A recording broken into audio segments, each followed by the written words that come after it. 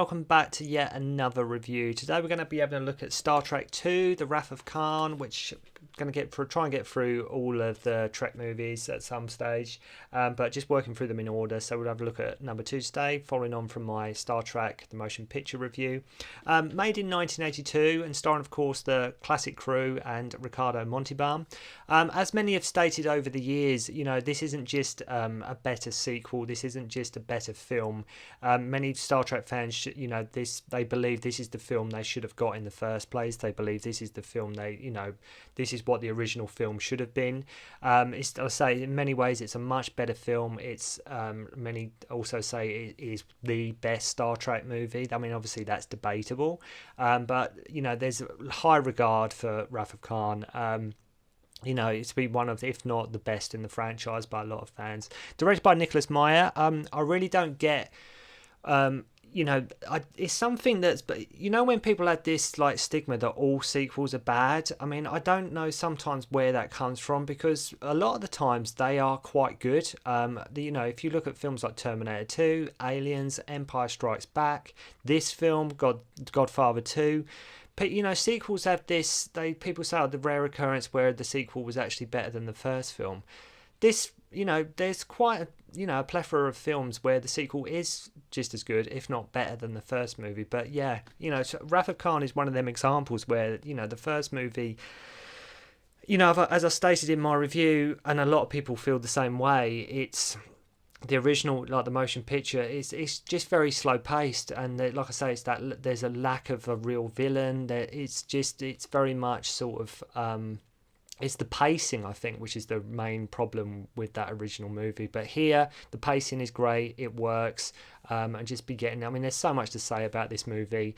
The list goes on and on. Music this time is done by James Horner, and this film started a 3-part story arc, which carries on between following on Search for Spock and Voyage Home.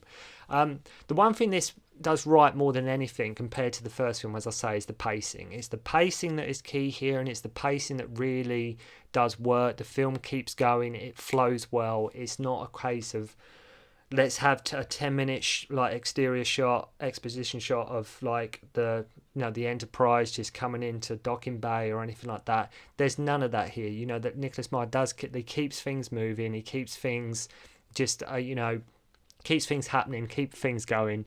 It keeps moving forward, like I say, whereas the first one just lagged in so many places. Gene Roddenberry was basically removed from this production, as many felt it was largely him that was responsible for a lot of the first film's shortcomings. Like I said in the preview of the first one, it was also the lack of a real villain. That was one of the problems I had with the film. I know a lot of people were the same. It's that lack of, there's not really a real enemy. And here we get an amazing villain in Khan.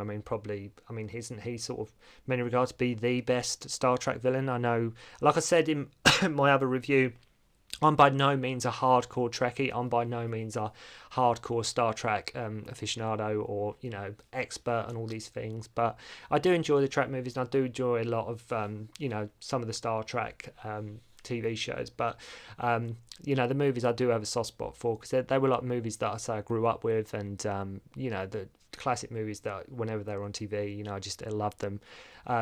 So we get an amazing villain in Khan. He's driven, he's motivated, he's determined, and he provides a real adversary for Kirk, and the crew. He really does, have that thing about him where he is a brilliant villain. The only snag I had with this film is that we never actually once get to see Kirk and Khan face to face. It's usually they're just both on the monitor talking to each other through the screen. You never actually see them face to face, like in the same scene, in the same room, encountering one another, which is a real shame. It's because Ricardo Montalbán and William Shatner, it would have been great if they got together, if they just had one scene where they are together. But that's just me nitpicking. Because I'd say they're never actually in the same space, which is a shame. To help with the production, they used a lot of unused footage from the first film to sort of save time, save money. Initially, Leonard Nimoy was reluctant to return, but apparently he had such a good time making this movie and asked if there would be a way which he could leave it open so Spock could return, because he sort of thought, he had such a blast making this movie that, he wanted Spock at the end, because I'll get into the plot in a bit, but he wanted to leave it open so Spock could come back. I think he even in real life received death threats as to what happened to his character. I'm not sure how true that is, but that is not unbelievable that he would, the fans, some diehard fans, and being as they are, and unstable people, shall we say, people that might take it a bit too seriously. But yeah, I think I did read that somewhere he did receive some death threats as to sort of what happens to the character of Spock.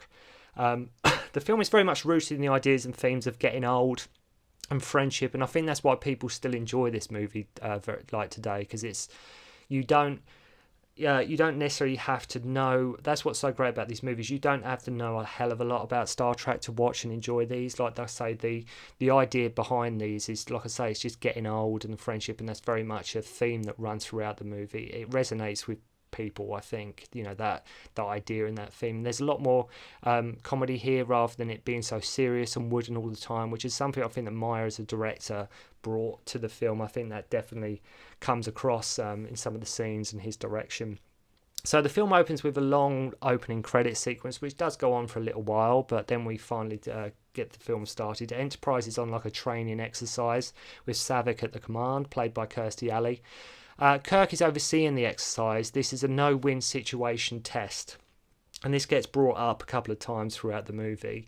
And apparently Kirk is the only one that's ever passed this this test situation. He's the only one that's ever come out of this, because it's just a no-win, no-chance scenario. But they do it to see how different trainees cope with that situation.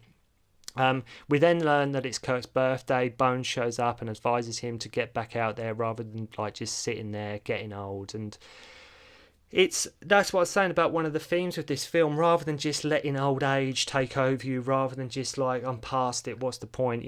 Bones can see that Kirk is unhappy. This isn't the life Kirk wants. This isn't the life Kirk deserves. So he advises him look, just get back out there, Jim. Just do what you're meant to do. Rather than just sitting behind your desk getting old. That notion of seizing life while you can is very important here. Meanwhile, the Reliant with Captain Terrell and Chekhov is looking for a lifeless planet to test this Genesis device. So I will try and just sort of but just try and get as I remember that, like I say, with all my reviews, try and remember in the plot off the top of my head. I've seen it numerous amount of times, this film. So yeah, they're just looking for a lifeless planet to test the Genesis device. They beam down to what they believe to be City Alpha 6, but in fact it's City Alpha 5. And the planet shifted, sort of exploded, making the surface sort of uninhabitable due to the aftermath. And there they meet Khan, he's sort of a genetically engineered tyrant who was marooned there by Kirk years previous. So that's sort of, he's got a huge vendetta against Kirk. He's, you just left us here. You find out he tried to steal Kirk's ship and murder him. So, they've got a bit of a history, these two. There's definitely some grudges there, I think, that, Khan's got. So they sort of left Khan on this planet, and then there was a shift, and one of the planets, sort of what they thought was City Alpha 6 is City Alpha 5. So they put these eels into their ears, which puts them under sort of Khan's control, and killed 20 of his crew and his wife. So they put these things in Chekhov and Torel's ear, and they're just sort of under Khan's sort of command at that point. He's sort of can control whatever they do. Kirk goes on to Enterprise to take part in a training cruise. At least here the exterior shots are not as long as the first film, thank God. Thank God, because some of them exterior shots, them exposition shots, in the first movie they're brutal. They just go on and on and on and on and on. Comedy with Savick taken out, and there's a nice little touch of comedy when Savick's taking the Enterprise out, and he Kirk and Bones look Kirk especially looks terrified, and Bones says to him, would you like the tranquilizer? It's just little things where it's not 100% all the time straight wooden acting. There is that cheeky little wink, that cheeky little sort of let's lighten the situation. It doesn't need to be that intense. And Dr. Marcus and her son David are on Regular One, and that's a scientific research centre. And Khan uses Chekhov to say they will be collecting all their data on Genesis, having now taken the Reliant, and that Kirk authorised it. Carol Marcus contacts Jim. As always, they are the only ship within range to go help. As always, there's usually a thing with these films that the Enterprise is the only one that's ever near. The Enterprise is the only one. We're the only, Starfleet ship within range, which is, okay, I get it. You just always are the only ones there. And Spock tells Jim it was a mistake to accept promotion. The infamous line for the movie, there's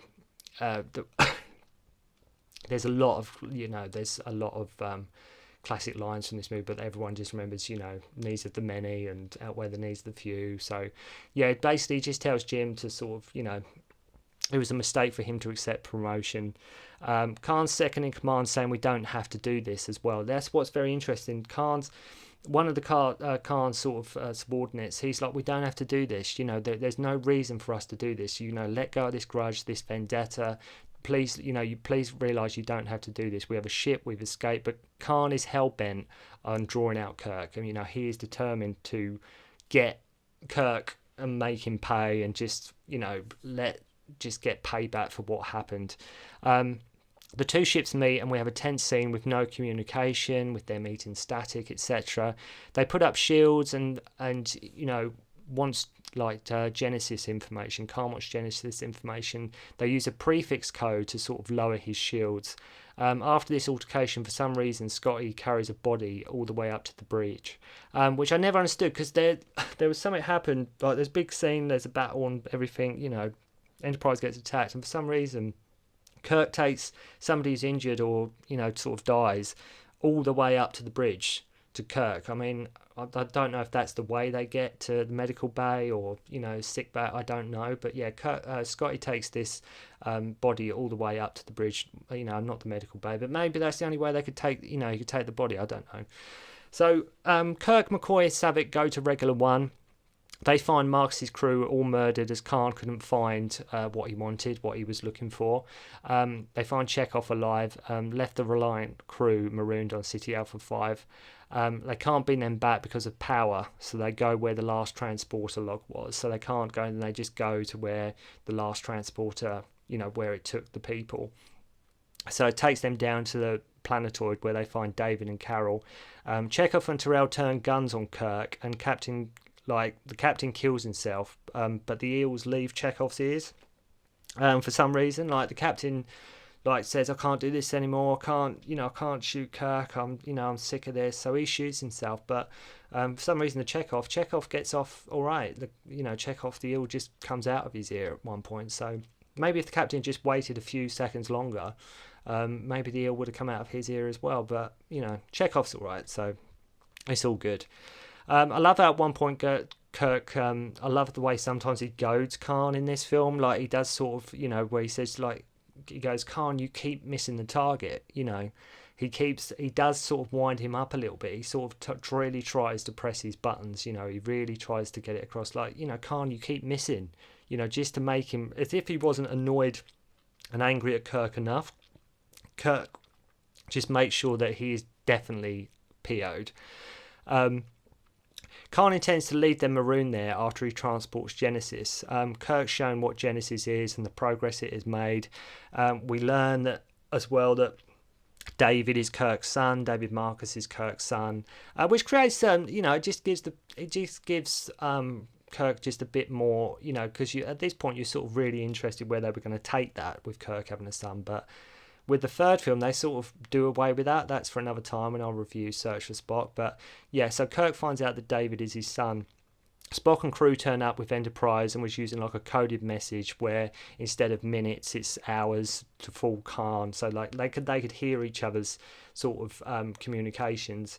But so they lead the Reliant into a nebula, so they will be evenly matched. I love how the film is very much a cat and mouse type film. That's what I think really works with this movie. I love how it is sort of Will he catch him? Won't he catch him? It's that sort of cat and mouse sort of vibe. Kirk goading him again and saying, that's another point, yeah, that where he goads him again. Like there's one point where he says, I'm laughing at the superior intellect, because that's something that Khan prides himself in, is having a real superior intellect.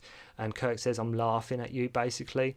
A lot of Khan's crew, I must say, just stand around. They're just standing there. Basically, they have no purpose whatsoever. They're just standing with Khan. That is it. They're just filling up floor space. The engine room gets filled with radiation, to which Spock goes to help after Khan starts Genesis. Kirk not even sure where Spock has gone at this time. No one tells him or communicates with Jim.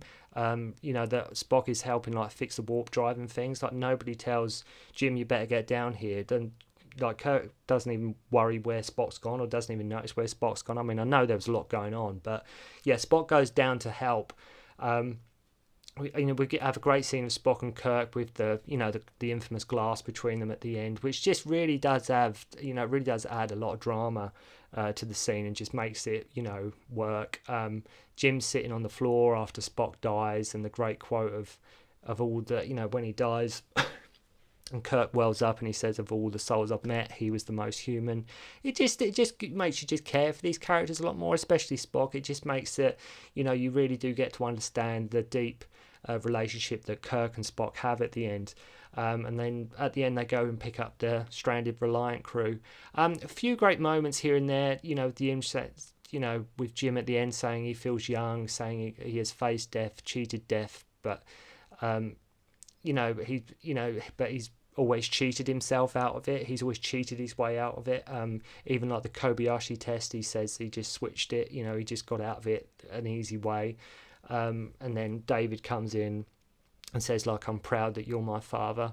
And what was a nice touch is it's great having Nimoy doing the closing monologue as well. I think that works, just because where you can hear Spock's voice, and you see in his coffin and his casket, on the new Genesis planet, you think, well, he can't really be dead, because they got Spock to do the last monologue. As I say, a truly great sequel though. So just basically just skip through the plot there, but a truly great sequel in more ways than one, that really does add so much to the movie. It really does. Everything about it, say the pacing, the acting, the story, the villain, it just all works. It really does all work. It just is a fantastic sequel in more ways than one. And while I don't think it's 100% perfect, I don't think, there's a few niggles here and there. It's still a brilliant Star Trek movie, and a brilliant, movie in its own right, especially as so regarding the action, the villain, and the pacing, which was definitely 100% something that the first film was 100% lacking. So I will try and get through all the Trek movies. I will try and do Search for Spock at some stage soon. But yeah, I hope you've enjoyed the review, and I'll see you soon.